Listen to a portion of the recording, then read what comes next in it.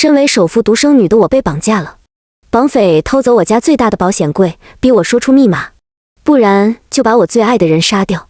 怂了吧唧的我正打算从了，他们却把人质带上来了。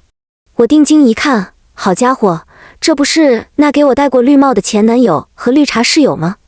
我被绑在了一张椅子上，嘴被堵住，头也被套上了头套，眼前只剩下一片黑暗。此时耳边一道低沉带着戾气的声音忽然响起，首富大小姐，把你家保险柜的密码写出来，快！首富大小姐，保险柜。然而我还没来得及细想，绑匪就紧接着威胁道，我劝你别想耍什么花样，你最爱的人可都在我们手上。我听得一阵心惊胆寒，他们不光绑了我，居然连我父母也没放过。就在我怂了吧唧要开口的时候，耳边传来另一个绑匪的声音，大哥，人我都带来了，他要是不说，咱们就先拿这2个人开刀。为了让我看到人质，绑匪还刻意把我的头套摘掉了。眼前骤然一亮，我眯着眼睛，透过架在鼻梁上的眼镜焦急看了过去。下一秒我愣住了，那2个被绑住手脚丢进来，嘴里还被塞了臭袜子的人质，不是我父母。擦，这不是给我戴过绿帽的前男友许泽川和绿茶室友裴田吗？看到没？这可是你最爱的男人和最好的姐妹，你再不说，可别怪我们心狠手辣了。此时听着那2个戴着头套的绑匪恶狠狠的威胁，我却下意识地挺直了腰杆。我觉得自己还是有点威武不能屈的志气在身上的。我完全没想到，绑匪居然阴差阳错地抓错了人，把我最痛恨的2人当成我最在乎的人抓过来当起了人质。也就是说，现在这对狗男女的命间接地握在我手上。我心里不禁一顿狂喜，哈哈哈！许泽川和裴田儿，你们也有今天。1个星期前，这2人背着我乱搞，在我宿舍的床上滚了一下午，还故意弄脏我的枕头。要不是我有洁癖，及时发现异样，差点就要睡到恶臭的枕头上了。虽然后来床品都被我一股脑扔了，但是这1周来，我每每想起还是会被恶心的反胃。就在我又一次要被渣男恶心的胃酸上冲的时候，绑匪大哥恶狠狠地一脚踢在了渣男许泽川的肚子上，紧接着凶狠地说道，赶紧把保险柜密码交出来，别以为老子不敢下狠手。我瞅着那一脚力气之大，非但没有心疼，反而心里觉得一阵舒爽。我知道许泽川刚切了阑尾不久，虽说是小手术，但毕竟也要开刀，而绑匪大哥这一脚正中痛处。果然许泽川胃部竟卵哇的一声，所有东西都吐了出来。我还没吐，渣男倒是先吐了。而让渣男更加雪上加霜的是，手术的缝合崩开了，很快一抹血红渗到了衣服上。啧啧，我看着都觉得疼。我心里暗暗称赞这位绑匪大哥的脚法真准，竟然一下子没忍住站起来大喊了一声，干得漂亮。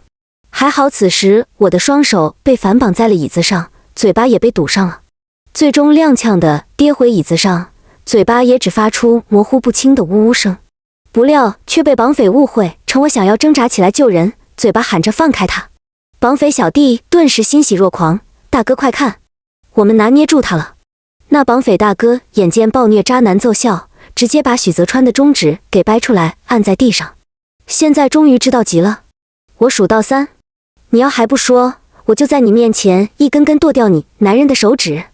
我顿时眼前一亮，卧槽，这要巧，这中指我早就想给他嘎了。上次自从被我发现他俩背着我乱搞后，我当即跑去他宿舍质问他什么时候跟裴田好上的，他却朝我竖起这根中指，还当着他所有室友的面嘲讽我性冷淡，不如裴田。他在我饮料里下药我都没反应，害他准备好的设备都没能录成。当时震怒之余，我恨不得当场把这渣男的中指和那第11根手指都给嘎下来。这会看着那根被绑匪用刀抵住的中指，我赶紧低头把这辈子最伤心的事挨个想了一遍，才勉强抑制住上扬的嘴角。另一个绑匪见我浑身发抖，以为恐吓见效了，顿时出的主意更狠了。大哥，咱先剁掉他男人1根手指头，再把她闺蜜那花里胡哨的指甲全拔了。我敢保证，就是陌生人为了他遭这罪，他都得愧疚死。不怕他还不给咱们密码啊？这绑匪可真会精准打击呀！可我注定不会愧疚，我只会暗自偷笑。他们遭受的一切，不过是我1周前布的局。因为我比谁都想要把许泽川和裴田儿这2人千刀万剐。绑匪小弟则是继续精准补刀，献媚地来到绑匪大哥面前说道：“况且大哥你想啊，在女孩子里有句话叫做一声姐妹大过天，说不定拿她闺蜜开刀，要比男人更有效。”听到这里的我差点扑哧一声笑了出来，不过是冷笑。裴田儿是我入学以来的舍友，也是我诚心交的第一个朋友，我对他无话不说。可换来的不光出轨我的渣男前男友之3当3，更是把我毫不留情地推向了深渊。哪怕我为了他的生日礼物花光了辛苦争取的上万元奖学金，送了他一套镶嵌碎钻的美甲，他却非但不感激，还在背后造谣我的钱来得不干净，区区乡下佬总想攀高枝，在全校范围内散播我滥交。公交车给钱就能上，让不明真相的我被校园霸凌，被同学导师孤立长达2年，他却在背地里博得了无数好名声。绑匪小弟的狠辣发言让一直装死的裴田儿再也装不下去了，他挣脱了堵在嘴上的臭袜子，还来不及恶心就慌乱地说道：“两位大哥，你们认错人了，我跟这个贱人真的不是什么好姐妹啊。”我不屑地笑了笑，好家伙，不但跟我光速地撇清了关系，甚至是连他的出轨对象被施暴，他都能沉得住气装死。可眼看绑匪大哥无动于衷，他继续说道：“在学校，我一直背地里造谣他滥交，甚至还在他的酒里偷偷下过药，男人只要给钱就能上。这贱人现在恨我都来不及，怎么可能把我当闺蜜啊？求求两位大哥把我放了吧！”听到这里的我顿时脸色冷了下来。这就是裴田儿和许泽川一对人面蛇心的垃圾玩意。其实许泽川在被我发现出轨前，早就跟裴田儿有染了，甚至听了裴田儿的话，让我去卖身给富商们，趁着还是在校大学生价格高，说什么一夜能有2000，这样来钱快一些。我当然拒绝了这对逼良为娼的肮脏傻逼玩意，直接提出了分手。可裴田儿不死心的在我杯里下药，想就这样把我扔到男人堆里被糟践。看见杯子里液体浑浊的我，当场就抄起玻璃杯，用尽全力轰在他脑门上。裴田儿的脑袋当场就开了花，血流了一脸，住院接近1个月才好。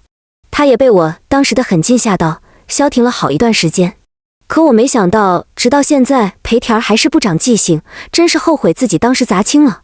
裴田儿，你不光毁我的名声，背叛我，跟渣男前男友在我的床上乱搞，现在居然还有脸反过来一声声的喊我贱人，到底他妈的谁才是贱人？我气得就要冲上去扇他，可惜我现在被绑住了，一阵挣扎之后，只能无奈地跌坐回了椅子上。就在我因为大仇不能的报而心里窝火沮丧时，绑匪大哥突然朝着裴田儿的脸上就是狠狠的一巴掌，只听见啪的一声巨响，裴田儿的脸上很快就浮肿出了一个清晰的巴掌印。不一会，他的嘴角更是渗出血来，茫然地愣在了原地。可见这巴掌的力气有多大。我顿时从刚才蔫巴的状态中精神了过来，两眼都亮了起来，干得漂亮。此时我心里一阵暗爽，就是这巴掌印不太对称，要是左边的脸再来上这么一下就好了。我猜裴田儿一定不明白为什么会遭受这一巴掌，自己明明已经撇清了跟我之间的所有关系了。这时候只听见绑匪大哥恼羞成怒地吼道：“臭婊子，那你说这是什么？”吼完随后从一个黑色布兜里掏出一个手串，我瞥了眼就不厚道地笑了。估计是绑匪在搜身的时候从我身上搜出来的，一条刻着裴田儿姐妹大过天几个字样的手串，那正是裴田儿上周被我抓包之3当3前送我的生日礼物。又丑又凸的塑料珠子，5块钱的地摊货。裴田儿厚脸皮的把这算作是对我那1万块生日礼物的回礼。我顿时心里呸了一声，晦气玩意忘记扔了。但让我好笑的是，裴田儿贪小便宜的性子最后再次报应在了自己身上，最终自食恶果。绑匪小弟得意的补刀说道：“大哥你想啊，以他不菲的身份，怎么可能会随身带着这种破玩意？那一定得是亲闺蜜啊，而且得是感情非常好的那种，这臭婊子铁定在耍你。”感觉自己被裴田儿当猴耍的绑匪大哥本就愤怒异常，加上绑匪小弟的精准补刀，煽风点火，更是让绑匪大哥浑身散发着恐怖的戾气，仿佛下一刻就要将人扒皮割肉。只见他直接一把掐住裴田的脖子，硬生生把他从地上提了起来。瞬间席卷而来的窒息感让裴田恐慌起来，脸很快因为缺氧而憋得通红，身子像是离开了水而缺氧的鱼，在空中不断的挣扎扑腾。经常在我面前以校花自居，在学校瞧不起任何人的裴田这时顾不上任何尊严和面子。只见他顶着脸上被泪水弄花了的浓妆，不断向绑匪大哥求饶，全然没了往日的傲慢。绑匪大哥很擅长拿捏人的极限，在裴田即将因为窒息昏死过去的时候，把他当死鱼一样随意地扔在了地上。只听见砰的一声，是裴田脑袋撞击地面的声音。而我看着眼前这一切，没有丝毫不忍，只因为他对我做的远不止这些。我兴奋地冲着绑匪大哥喊道：揍死他！可惜我的嘴巴还是被堵着，只能发出呜呜的声音。绑匪小弟一脸我都明白的字的样子，跟绑匪大哥说道：大哥，他急了，他喊我们别碰他。绑匪小弟的再次精准打击自然是我喜闻乐见的，可却急坏了被虐惨了的两个人渣。被摔在地上的裴田压根顾不上疼痛，对着绑匪大哥急得疯狂大喊：绑匪大哥，他跟许泽川早就分手了，我们跟这件人真的没有任何关系了呀！我们不光给他戴绿帽，还给他下过药，他早就恨透我们，巴不得我两早点死啊！那两个绑匪听到这话，眼睛立刻死死盯着我。裴田的话加上我前面的刻意表现，让绑匪大哥产生了怀疑。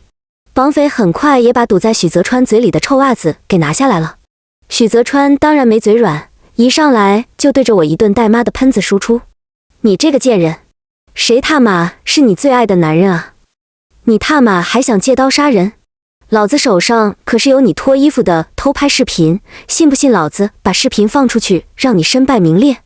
那两个绑匪总算是捋明白事情的真相了。绑匪大哥朝我逼近，头套下的嘴角轻轻咧起：大小姐，耍我们呢？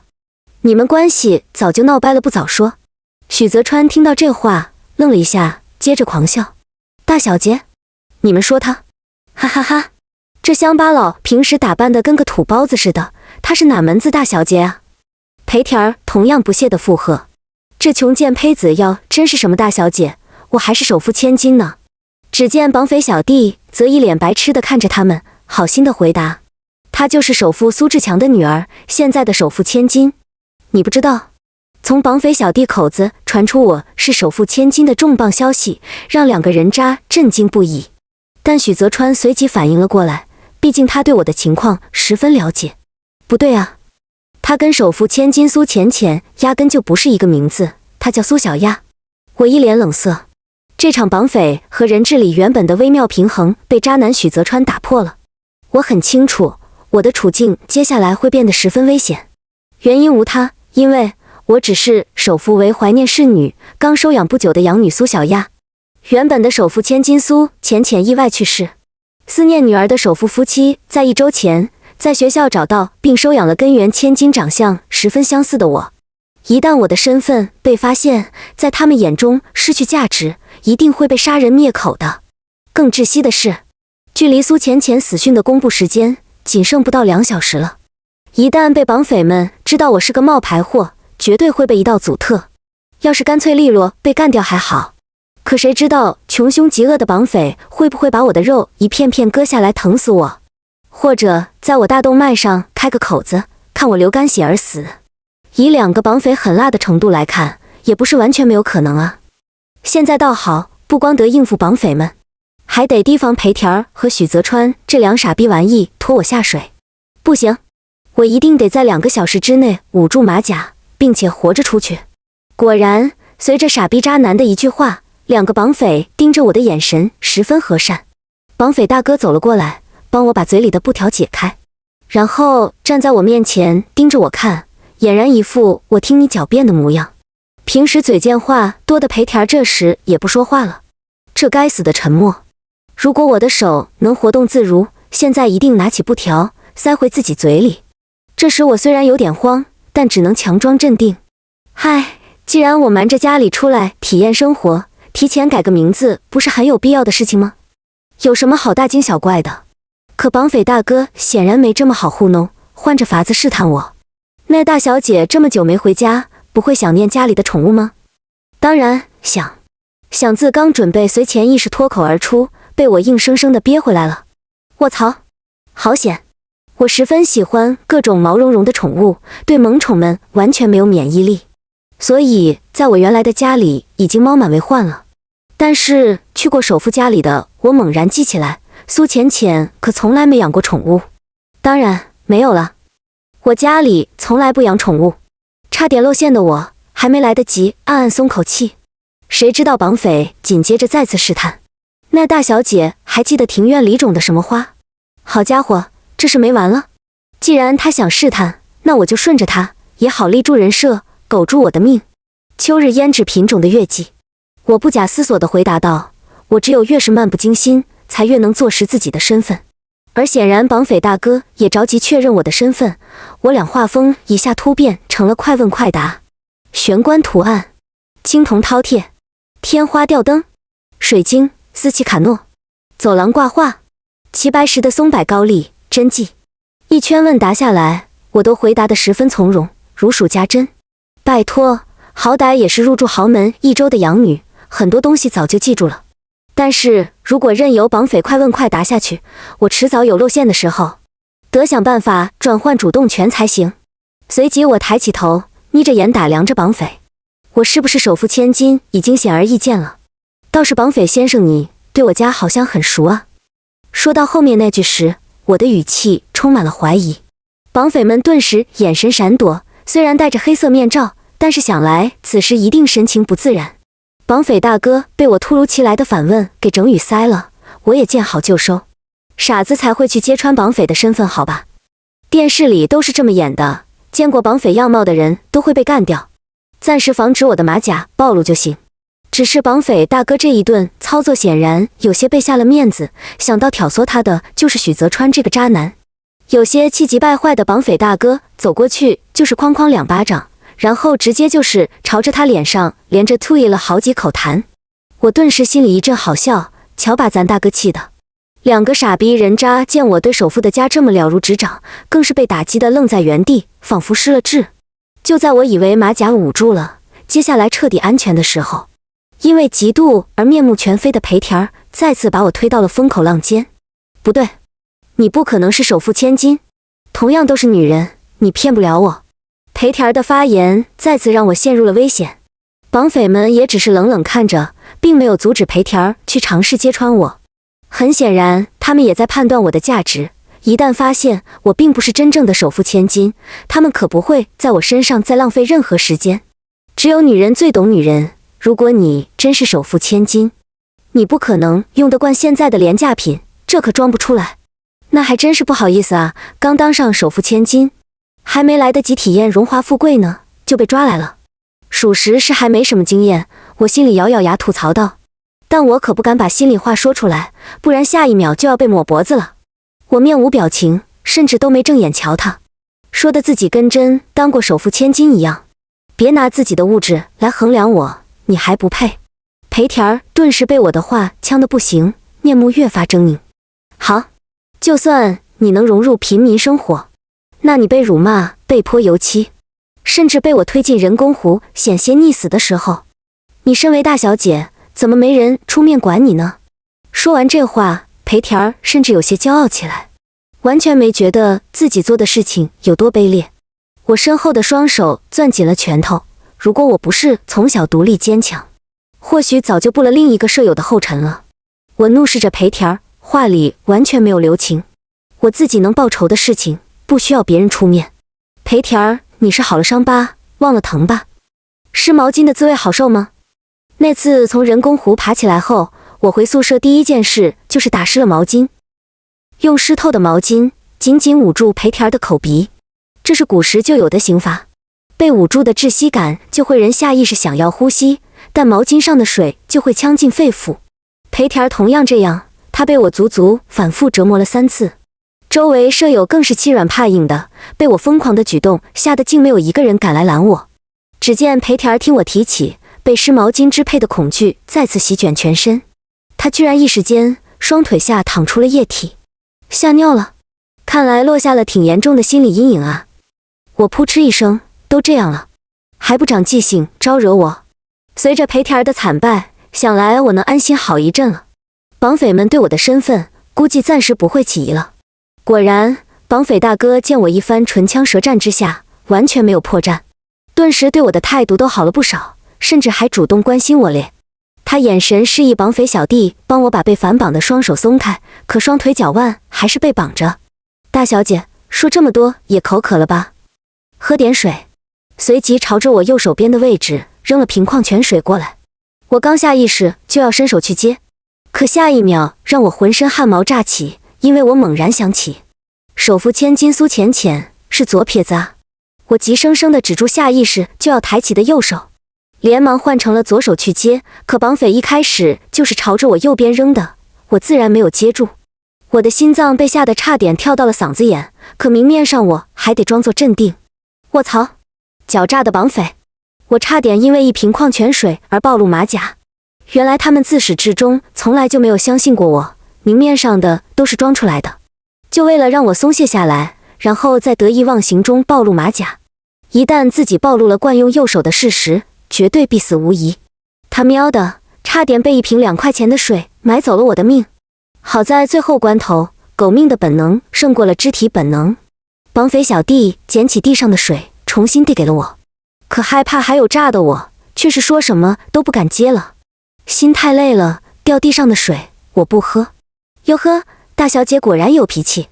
绑匪们没继续理会我，在屡次试探下都稳住阵脚之后，他们现在拿我没有办法，只能继续用2个人质开刀。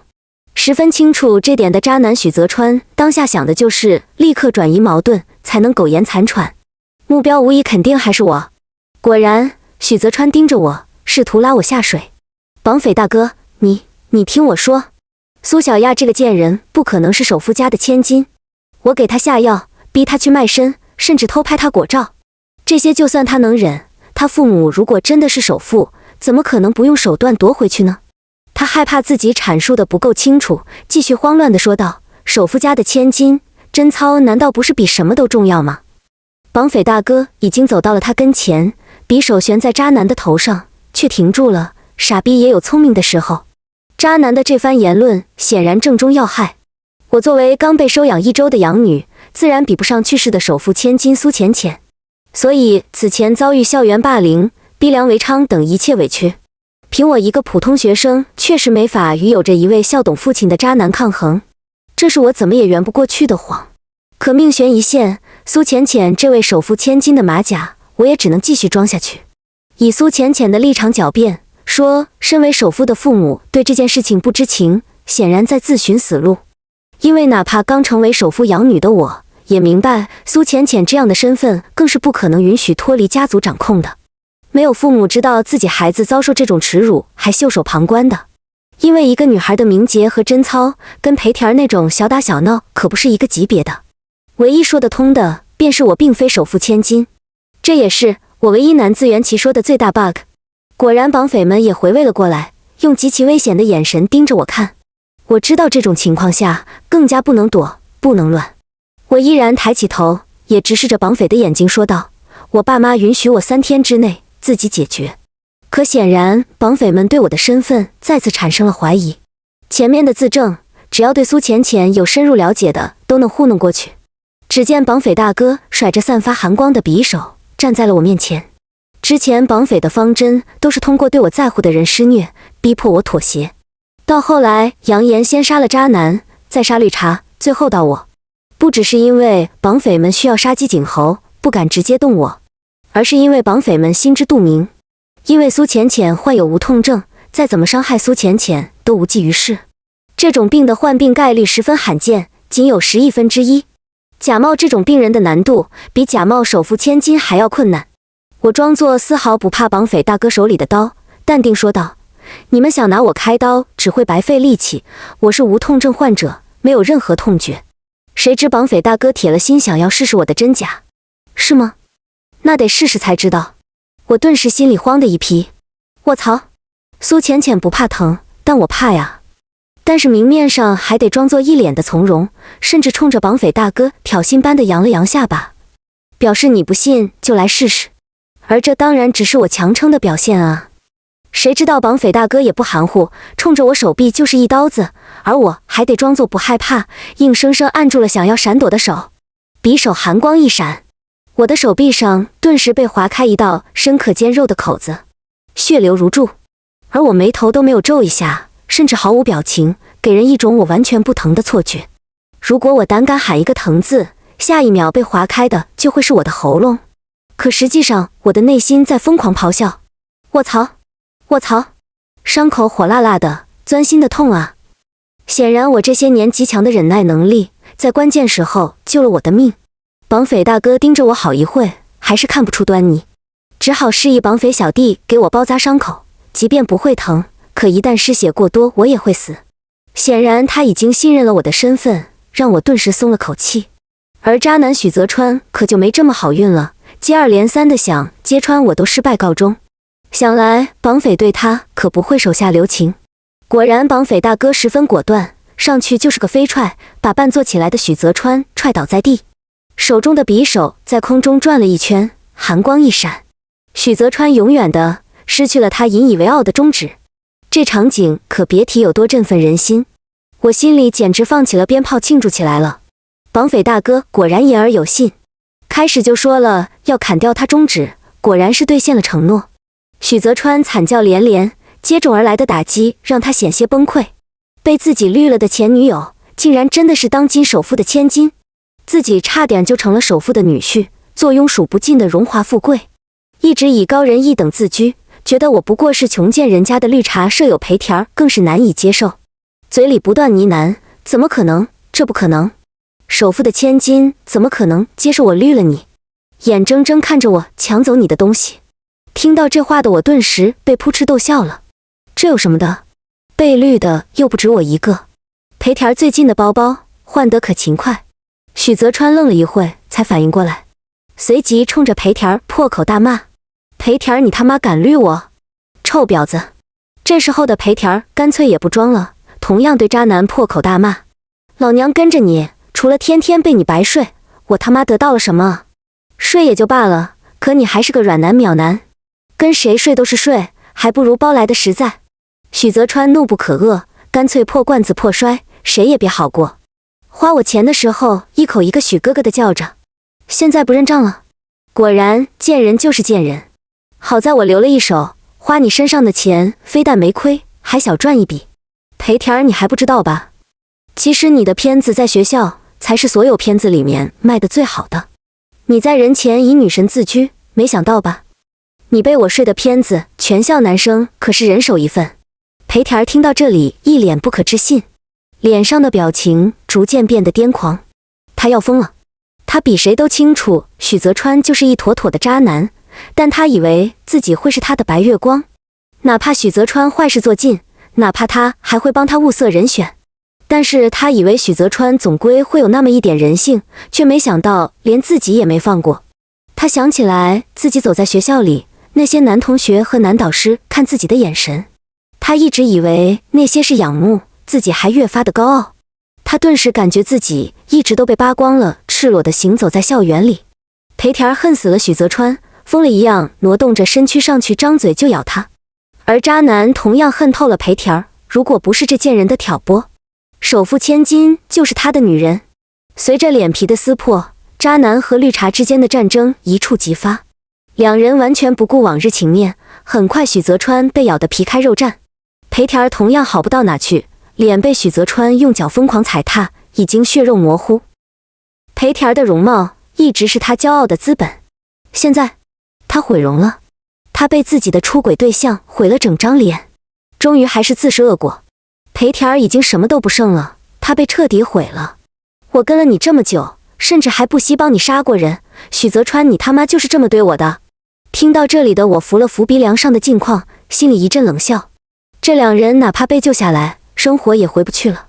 因为我的眼镜里有个微型摄像头，它连接着一个直播间。我顿时勾唇一笑，好戏终于来了。绑匪为了天价保险柜错绑我和渣男绿茶，都不过是我1周前布下的局。我要为我舍友高青青和自己复仇，可隐私视频在渣男许泽川手里，我没办法轻举妄动。而且高青青为此失去生命，法律的惩罚对没有直接杀人的2人来说还是太轻了。被首富收养是意外之喜，也是我复仇的天赐良机。将自己包装成苏浅浅，并将渣男和绿茶的资料暗中送到绑匪手里。天价保险柜的消息泄露出去，不怕没有穷凶极恶之徒上门收拾这对狗男女。事实证明，我赌对了。裴田那句帮他杀过人，显然关系重大，吓得许泽川挪过去，就要捂住裴田的嘴，不让他继续往下说，却被裴田狠狠咬了一口。许泽川只能吃痛放开，大骂疯女人。裴田的精神状态已经彻底癫狂了。许泽川吼道：“高青青被你下药迷晕后被人睡了，他决定要把事情闹大。是你和你的校董父亲求的我才会把人推下楼的。你他妈说过要对我好一辈子的。想来现在直播间已经非常热闹了，接下来只会更加火爆。高青青跳楼事件就是之前被极力打压下来的校园霸凌事件。在他坠楼的时候，校方非但没有及时通知家属，更没有及时抢救，反而阻止救护车进入学校，让他错过了最佳的抢救时间。让人更加愤怒的是，校方非但没有给他家人一个交代，更是连女孩的遗体都没有归还。一时间，网络上的热心网友群情激愤，可都被权势极大的校方压了下来。现在真相大白，校方肯定已经盖不住了。说不定现在校方的校董已经被网友们报警抓了起来，毕竟自杀和谋杀性质可完全不同。许泽川和裴田也彻底从被绑受害者变成了凶手，包括利用关系、利用财力遮掩校园霸凌事件的保护伞们，一个都逃不掉。而这时的绑匪们已经完全没有了耐心，因为留给他们的时间不多了。显然，绑匪们已经看出来裴田和许泽川跟我的关系并不好，用他们的安全作为筹码要挟我已经不管用了。只见绑匪大哥思忖了一会，随即下了决定，冲我说道：“都别废话，再给大小姐你最后一次交出密码的机会。不管你们之间什么关系，我先把男的杀了，再把女的杀了。如果还不给，最后就轮到你了，大小姐。”我顿时明了，绑匪们在赌我会不会因为念在旧时上，对渣男和绿茶心软。毕竟这是2条人命。其次，哪怕我不心软，这2条人命也起到了杀鸡儆猴的作用，显然是告诉我，他们真的做得出来，让我识相。我瞥了眼挂钟，我的时间也不多了，距离苏浅浅死讯公布仅剩不到半小时。绑匪大哥最后的通牒十分决绝，他当即从腰间拔出寒光闪闪的匕首，朝着缠斗在一起的2人走去。这举动自然吓坏了2个人渣。许泽川颤抖着当即说道：“绑匪大哥，求求你不要杀我，你不就是为了钱吗？你要多少，我给你双倍。你只要给我爹打电话，2000万不在话下。”原本癫狂的裴田在寒光闪闪的刀子面前，也连忙表示：“绑匪大哥也别杀我，许哥哥你肯定也会救我的，对不对？”想不到许泽川一脚把他踹开：“滚一边去，老子自身难保。”裴田绝望痛哭，扑上去就要撕。我在这时悠悠地开口了：“你俩那点钱别费劲了，你们知道这保险柜价值多少？12亿。就在几日前，就曾经爆出一个信托机构保险柜被偷换，损失了11亿的新闻。”我抬头一看，绑匪们也没有被我说出的价值所震惊，想来完全清楚这保险柜的价值，所以他们才会以我为核心。裴田和许泽川自始至终都只是小丑。好在绑匪们不知道，保险柜里有个24小时持续定位的跟踪器，我只需要继续周旋一会就能安然无恙了，并且此时距离新闻发布还剩不到30分钟了，希望能赶上。可谁知道，就在这时出现了变故。渣男许泽川知道求救无望，想着不如奋起反抗，不料在跟绑匪大哥纠缠的时候，把绑匪大哥的头套弄掉了。自古都知道，一旦看了绑匪的脸，通通灭口，必死无疑。卧槽！想不到都快狗到终点了，居然被这个傻逼渣男连累了。绑匪大哥眼见样被许泽川弄掉了头套，浑身的戾气更盛了，匕首在他手里转了个圈，随即狠狠地扎进许泽川的大腿里。剧烈的疼痛让许泽川惨叫连连，吓得一旁的裴田更是蜷缩在肮脏的地板上，颤抖着捂住耳朵。眼前的血腥对我来说是既恐怖又舒爽。恶人还需恶人治，在学校为非作歹、残害人命的渣男，何曾想过自己有一天会被这样虐杀？绑匪大哥见我依旧没有喊停救人的想法，干脆也不再浪费时间。只见绑匪手起刀落，寒光一闪而过。许泽川捂着滋滋冒血的喉咙，一脸惊恐地缓缓瘫倒在地上。许泽川死了，我并不会觉得他可怜，如果我软弱，也会跟高青青一样的结局，被人糟践，绝望无助，更是被权势压迫，无处伸冤，最后失了清白，还落得死不瞑目的下场。许泽川终究是为自己害过的人偿了命，恶人终究下了地狱，当真大快人心。瘫倒下去的许泽川恰巧砸在裴田的身上，不明所以的他睁开眼，对上的正是许泽川死状恐怖的脸。许泽川的死让裴田如坠冰窟，哪怕他也曾经害死过一个无辜的女孩，可是当真的有人死在他面前，盯着他的双眼逐渐变得空洞无神，裴田慌了。许泽川脖子淌下的血液向着他的方向蔓延，他边挪边退。裴田怕了，在真正的死亡面前，他曾经的骄傲都不值一提。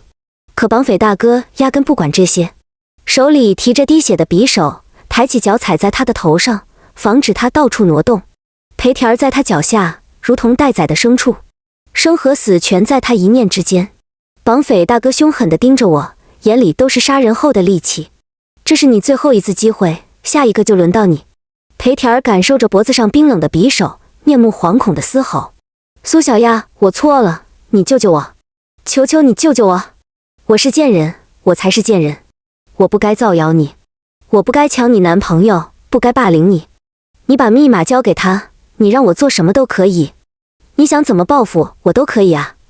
面对裴田的求饶，非但没让我觉得可怜和宽恕，还让我觉得可笑。裴田，我给过你机会了，是你一而再不长记性。如果当时我喝下了那杯酒，死的就是我了吧？高青青被你推下楼前，是不是也这样求过你？我的回对让裴田知道，让我救他根本不可能。他顿时怨气冲天，将一切归咎成是我的错。苏小亚贱人，当时我就该跟高青青一样，弄死你。是你害死的我，我做鬼也不会放过你。我要拉你一块下地狱。裴田被绑匪大哥踩在脚下，只能无能怒吼。我瞥了眼墙上挂钟，眼神微不可察的微眯。绑匪大哥，如你所见，就我们这关系，你也没观望的必要了。赶紧的吧，说不定他们死了，我就把密码告诉你了。裴田听到我的挑衅，还想怒骂我，只是脖颈上寒光一闪，他再也发不出声音来了。就在这时，一旁放着的废旧收音机传来了声音。插播一则特大新闻：苏氏财团千金苏浅浅因意外身亡。绑匪们！裴田捂着滋滋冒血的喉咙，一脸的难以置信。裴田最终在极其复杂的情绪下，还是死了。他或许还想说些什么，对我落井下石，看我最后落得惨死的下场。可是他到死也没这样的机会了。此时废弃的车库里，沉闷的可怕。渣男许泽川仗着自己的校董父亲，在校园里为非作歹，不光偷拍我的隐私作为要挟，甚至还试图逼良为娼。而绿茶舍友裴田作为渣男的帮凶，不但帮他物色举荐女生，甚至还成了杀人帮凶，直到死依旧不知悔改。看着两人的尸体，我没有丝毫愧疚。人渣不配为人，就该下地狱。绑匪大哥消化完我假冒千金的消息后，望着废弃车库满地的鲜血和狼藉，突然望着我笑了起来，笑声越发的癫狂。他怎么也没想到，忙活了这么久，居然只是白忙活。呵呵呵，你可真是好手段啊，把我们兄弟俩耍得团团转。绑匪大哥浑身散发暴虐的戾气，我要把你的肉一片片切下来，把你的骨头全部砸碎。你放心，我一定会十分小心，不会让你那么轻易死过去。绑匪们对我恨得咬牙切齿，他们担着各种被抓风险跟我周旋，竟没想到最后落得一场空。而我非但没像绑匪们想的那样恐惧，反而愈发淡定自若。你们就不好奇我为什么那么了解苏浅浅？绑匪两人听到一愣，随即是突如其来的两声枪响，砰砰，警察们很快蜂拥而至，把废弃车库里里外外围得水泄不通。其中一位身穿黑色西服的壮汉走到我面前，帮我解了绑，裹上毛毯。因为我的摄像头始终对着正面，并没有人知道我的样貌，这也给我省去很多麻烦，轻而易举的就穿过了废弃车库外，层层叠叠，把现场包得里3圈外3圈的记者们。他们还在那伸长了脖子，等唯一幸存者出现呢。黑色西服的壮汉走到我面前，警戒着周围。大小姐，这个时机选得合适吗？我满脸无奈，得亏我机灵，不然随时翻车。最后因为看到绑匪们额头上的红外线光点，我才能那么淡定地拖延2人。只是现在木已成舟，没必要纠结这些了。东西都处理干净了吗？委托已取消，为绑匪们提供的人质资料也已经全部清理干净了。许泽川偷拍的 U 盘也在这。他说完，递上来一个黑色的 U 盘，里面除了我被许泽川这个渣男偷拍的隐私视频，估计还有不少被害女生的隐私视频。我没有接过这样的脏东西，直接扔到地上，用脚踩成了粉碎。这时，一个警员匆忙跑了过来，拿着手里罗列的单子，对我说道：“苏小姐，请在财务遗失单子上签个字，稍后清点好后，保险柜会由专人送上门。”我转过身，头也没回的摆了摆手走了。不用麻烦了。绑匪们到死也没想到，保险柜是空的。1周前，我被首富夫妇邀请上门，他们希望认我做养女，因为我的容貌能让他们对意外去世苏浅浅的思念有所慰藉。他们承诺会视我为己出，苏浅浅得到的一切，我都能无条件拥有，甚至还给我配了一位特工级别的保镖，并且绝对忠诚于我。我看着2位心力憔悴的父母答应下来，并且一个复仇计划也在我的脑海里逐渐成型，一个借刀杀人的复仇计划。从始至终，我都没想过让这2位刚失去女儿的父母为我做些什么。自己的仇我会自己报。我让保镖将天价保险柜的消息放出，10几亿的价值足够许多有野心的人铤而走险了。但绑匪却永远也不会知道，该消息被有意地限制在首富大宅里。能接触到该消息的，实际上只有首富府中的家丁和安保。这算是我送2位养父母的见面礼。随后，我的伪造的自己作为真千金的资料和绿茶渣男的资料一同被送到了有心人手里。绑匪们为了一个空的保险柜谋财害命，绿茶渣男因有一方权势庇护逼良为娼，我则身在其中，完成了复仇，让该死之人都付出了代价。全文完。